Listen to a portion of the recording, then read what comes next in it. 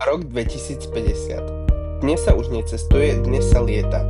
Kolóny zmizli, volantom vládne umelá inteligencia. Dron ti prinesie obed ešte skôr, kým na ňo pomyslíš. Taxíky bez vodiča, ktoré poznajú tvoju trasu skôr, než ju vyslovíš. Doprava, akú sme poznali, sa stala históriou. Toto je budúcnosť Košíc.